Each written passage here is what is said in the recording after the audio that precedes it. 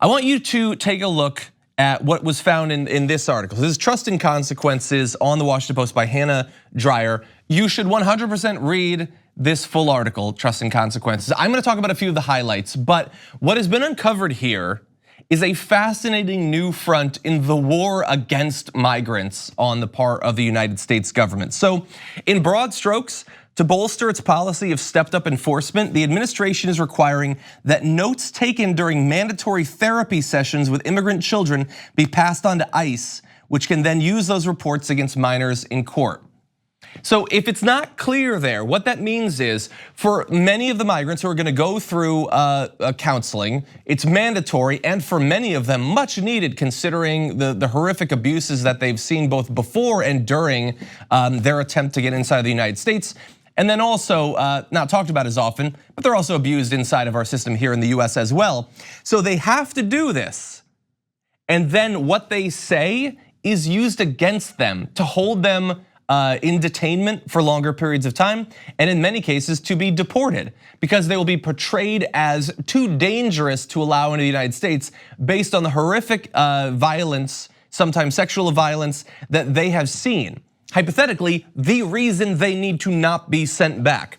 And what you need to know about this is oftentimes done without the consent of the therapists themselves. So the therapists don't necessarily have to give ICE the right or the ability to see those notes. They can just take it.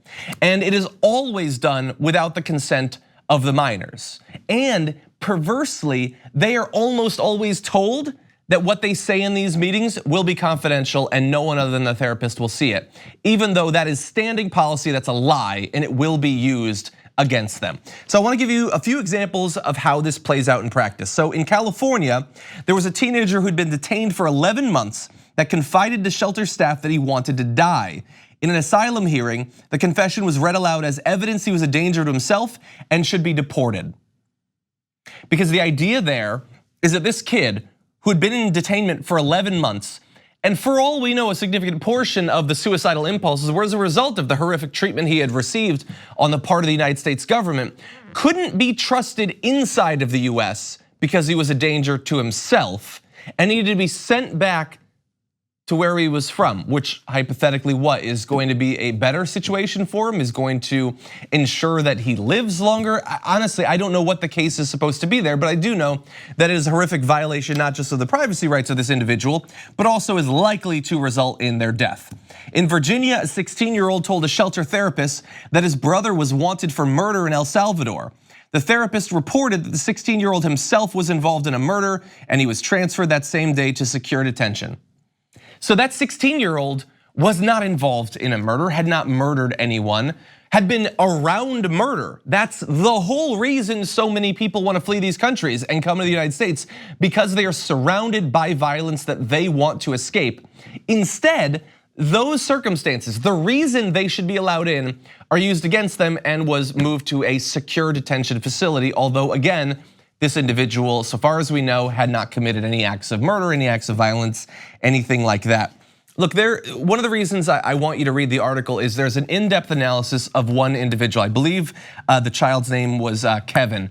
And Kevin had been abused while growing up by an alcoholic grandmother who eventually died of alcoholism. When that parent figure was out of the picture, MS-13 began staying in the shack that he lived in, began abusing him and his family, all of that, attempted to get him to torture his own cousin.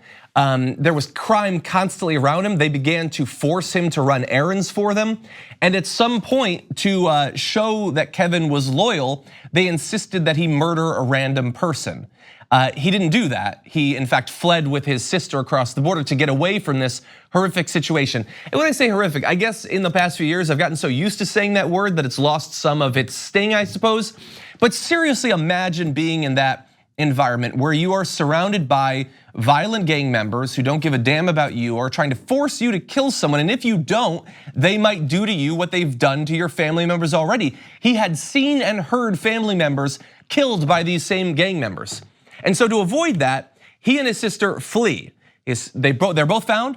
The sister is above 18, so she's immediately deported back to that same environment. God only knows what happened to her. But Kevin, because he talked about all of this to the therapist that he was led to believe that he could trust, those notes have been used to hold him in detainment since he was found. And God only knows what's gonna happen. And will he ever be released? If he's released, will he be deported? We don't know. But what does he have to go back to? I think we have a pretty good idea at this point. And so this is the standing policy. It is technically legal, apparently. I have no idea how, but these aren't US citizens, so all of the sort of medical like confidentiality rules apparently don't apply to them. Psychiatric associations unsurprisingly say that this is a profound violation of not only privacy rights, but also of the psychiatric well-being of these patients. Think about how they will feel when they find out that everything they said, if it's a recollection, if it's their own thoughts about their future, if it's dreams that they've had, think about how they'll feel when they find out that ICE is using it in court proceedings against them. And the thing is, as I alluded to in the beginning of this segment, very often this is without the consent of the therapist. And the therapists are apparently reacting to this policy by changing the way they do their work. Some shelter therapists say they are aware of the policy and take steps to protect children's privacy by keeping 2 sets of clinical notes or by leaving things out entirely. At Mercy First Shelter in New York, for instance, therapists try to protect minors by keeping disturbing artwork that might be misunderstood, gory red masks or contorted bodies undergoing violence out of official files. So these are kids in many cases that have seen things that they can barely process, that are giving them horrific nightmares. And as kids do when they see therapists, they're asked to draw the things that are on their mind.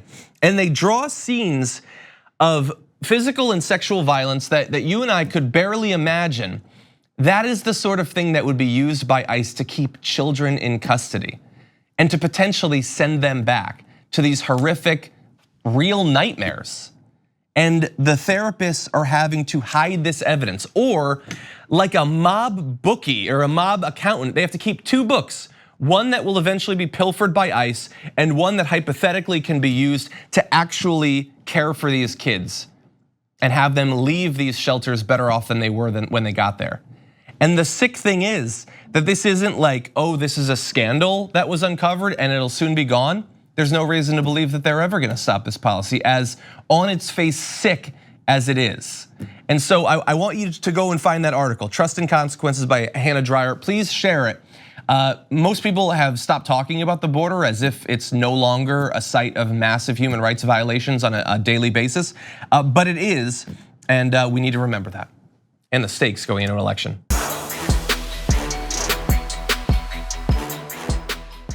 For more political news, breakdowns, interviews, stories of activism, and me trying my hardest to care about the occasional big celebrity news story, subscribe to our YouTube channel at youtube.com/thedamagereport. And you can ring the bell wherever it is so you don't miss anything.